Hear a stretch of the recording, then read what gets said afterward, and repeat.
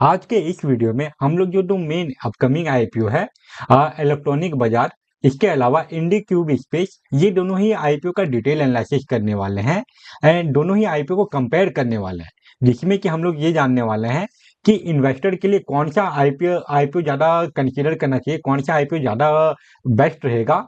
एक ऐसा आईपीओ जो कि इलेक्ट्रॉनिक रिटेल के रिगार्डिंग काम करती है, या फिर दूसरा वो आईपीओ जो कि ऑफिस स्पेस सेक्टर में काम करती है।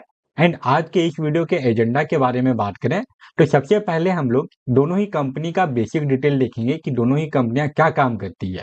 इसके बाद हम लोग दोनों ही आईपीओ का बेसिक फंडामेंटल भी चेक करेंगे एंड उसके बाद अगले स्टेप में हम लोग दोनों ही कंपनियों का फाइनेंशियल परफॉर्मेंस देखेंगे, जिससे कि हम लोगों को दोनों ही कंपनियों का ग्रोथ कैसा है एंड फ्यूचर में कैसा ये दोनों कंपनी परफॉर्म कर सकती है, इसके बारे में पता चलेगा।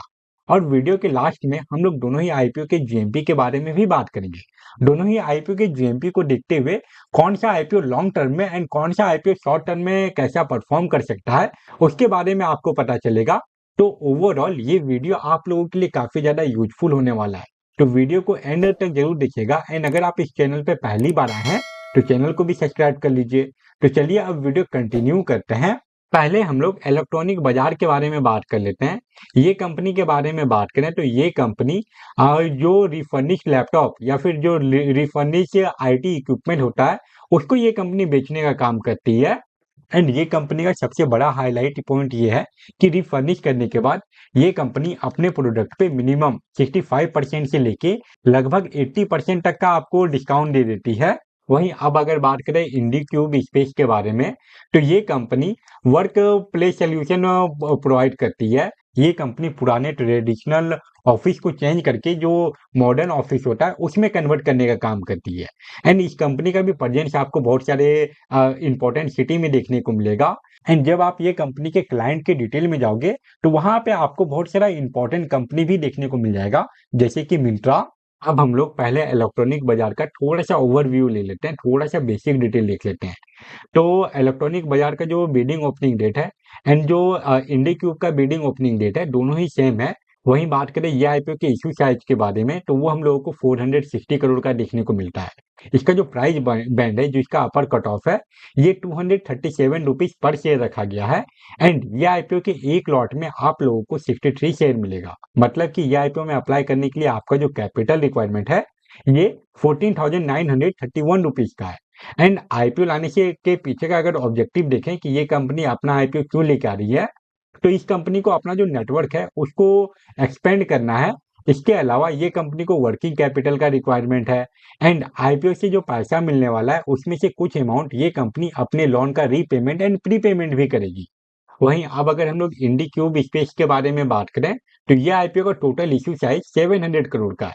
एंड इसका जो प्राइस बैंड है, जो इसका अपर कट ऑफ है, ये 237 रुपीज पर शेयर रखा गया है। इसके अलावा ये आईपीओ में इंप्लॉय डिस्काउंट भी देखने को मिलेगा, जो कि 22 रुपीज पर शेयर का है। एंड ये कंपनी का आईपीओ लाने के पीछे का अगर ऑब्जेक्टिव देखें, तो ये भी अपने आप को न्यू सिटी में एक्सपेंड करना चाह रही है। इसके अलावा टेक ड्रिवन प्लेटफॉर्म डेवलपमेंट के लिए भी इस कंपनी को थोड़ा बहुत कैपिटल का रिक्वायरमेंट है।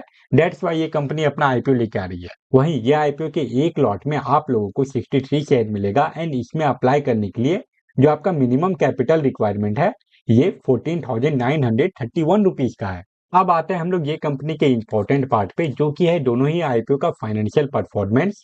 यहाँ पे हम लोगों को इलेक्ट्रॉनिक बाजार का फाइनेंशियल परफॉर्मेंस ज्यादा स्ट्रांग देखने को मिल रहा है, क्योंकि ये कंपनी का जो रेवेन्यू है ये ईयरली बेसिस पे लगातार ग्रो कर रहा है। एंड इसका जो नेट इनकम है उसमें भी हम लोग ईयरली बेसिस पे ग्रोथ देख पा रहे हैं। वहीं बात करें प्रॉफिट आफ्टर टैक्स मार्जिन के बारे में, तो इसमें भी ईयरली बेसिस पे ग्रोथ ही देखने को मिल रहा है।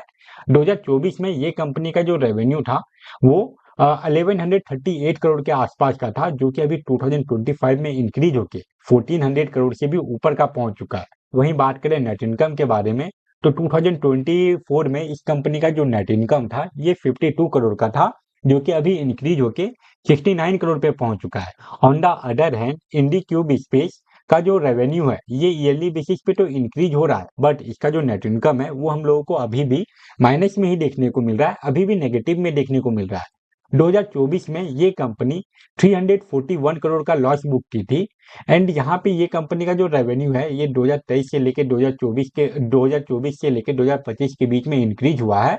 अभी का जो इसका रेवेन्यू है ये हम लोगों को 1059 करोड़ से भी ज्यादा का देखने को मिल रहा है। बट अभी भी ये कंपनी अब लगभग 140 करोड़ रुपीज का लॉस बुक की है।